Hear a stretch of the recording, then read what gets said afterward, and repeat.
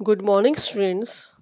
आज हम BSc part 2 physics के first paper thermodynamics and statistical physics में unit 2 chapter 4 production of low temperature में कूलिंग बाय एडियाबैटिक एक्सपांशन के बारे में पढ़ेंगे।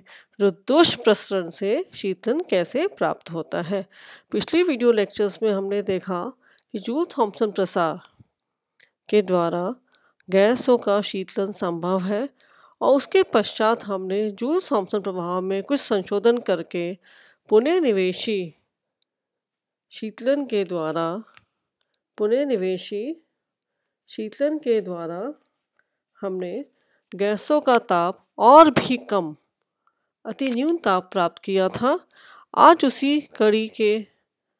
उसी कड़ी में हम पढ़ेंगे रुद्धोष प्रसरण से शीतलन कैसे प्राप्त होता है। जब उच्च दाब पर संपीड़ित किसी गैस का ऊष्मारोधी निकाय जो कि थर्मली इंसुलेटेड है में प्रसरण होता है तो गैस के अणुओं को बाहरी दाब के विरुद्ध कार्य करना पड़ता है और यह कार्य जो है गैस की आंतरिक ऊर्जा के द्वारा किया जाता है, जिसके फलस्वरूप गैस के ताप में कमी आ जाती है क्योंकि आंतरिक ऊर्जा जो है वो ताप से संबंधित होती है और जब गैस के ताप में कमी आती है तो गैस का शीतलन हो जाता है। इस प्रकार की प्रक्रिया को हम रुद्धोष प्रसार द्वारा शीतलन कहते हैं, कूलिंग बाय एडियाबैटिक एक्सपांशन।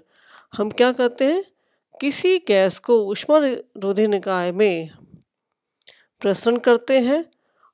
चूँकि इस प्रसरण के अंदर गैस के अणु को खुद ही जो है दाब के विरुद्ध कार्य करना पड़ता है और इस कार्य करने में गैसों के अणुओं की आंतरिक ऊर्जा खर्च होती है, अतः उसकी आंतरिक ऊर्जा कम हो जाती है, जिसके फलस्वरूप गैस के ताप में भी कमी आती है।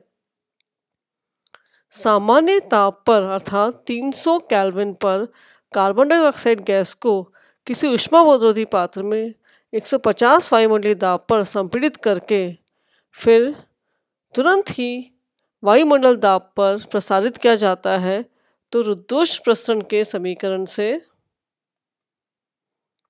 हमारे को मिलता है T⁻⁻1 minus gamma upon gamma equals to constant, जहाँ T ताप है, P दाब है और गामा जो है वो एक नियतांक है और इसका मान हमें कांस्टेंट प्राप्त होता है। तो हम लिख सकते हैं ये तो हमारे पास फाइनल स्टेट का है और ये इनिशियल स्टेट का है, तो हमारे पास आ जाएगा TF/PF 1 minus gamma upon gamma equals to TI/PI 1 minus gamma upon gamma, जहां पर कि F तो हमारे को अंतिम अवस्था बताता है और I जो हमें प्रारंभिक अवस्था बताता है। इससे हम TF का मान निकाल सकते हैं। TF का मान आ जाएगा TI multiplied by PI upon PF raise to power 1 minus gamma upon gamma. Carbon dioxide gas के लिए गामा का मान 1.3 होता है। हमने इनिशियल टेम्परेचर 300 केल्विन लिया था, इनिशियल दाब जो हमने लिया था वो 150 वायुमंडलीय दाब लिया था और फाइनल दाब जो था हमारा 1 वायुमंडलीय दाब था। जब इन सब के मान इस समीकरण के अंदर रखते हैं तो हमें अंतिम अवस्था का ताप जो है वो प्राप्त होता है 96 केल्विन, अर्थात कार्बन डाइऑक्साइड गैस का ताप 300 केल्विन से घिरकर 96 केल्विन तक आ जाता है।